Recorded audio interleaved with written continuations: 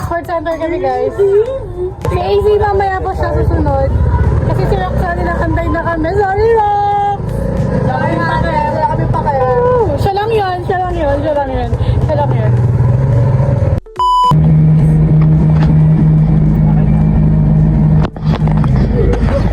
Guys, nandito kami sa minibus. Vlog niya talaga to. May hiya. So yan, makikita niyo naman.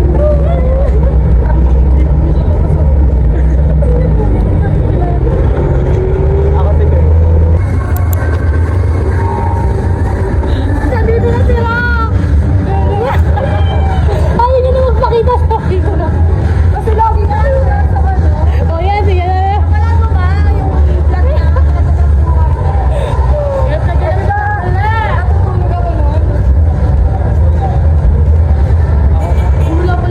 Yung dalawang ganap na ganap. Kala niyo naman, tingnan niyo yung suotan nila, oh. Tapos ano, hihingalin na, ayoko na, mamaya na. Tapos kakain mamaya yun sa McDo. Brother attire. True. Ganap na ganap kasi kami ni Rox. Para kayong kambal dyan, boss. So yan guys, nandito kami sa sports center. Yan yung mga pakitang tao. Si Roxanne pagod na agad.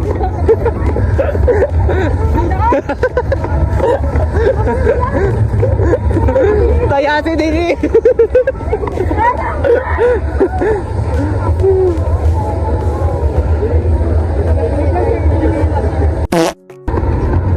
Oh my God.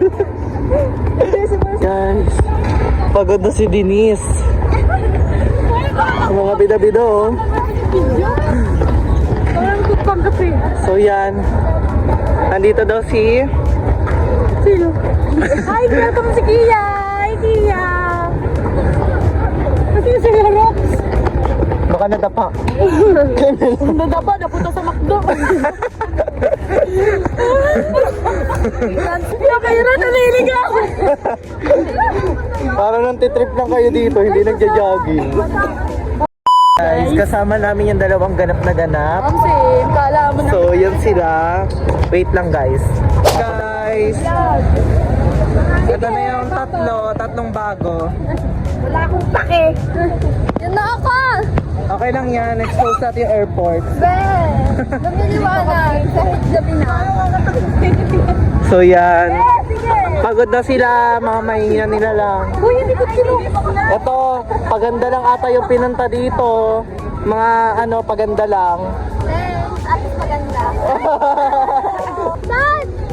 So yan. Grabe naman itong mga deer. Bakit kayo nakapad? Matutulog na ba kayo? Nakakakiyakan din ako.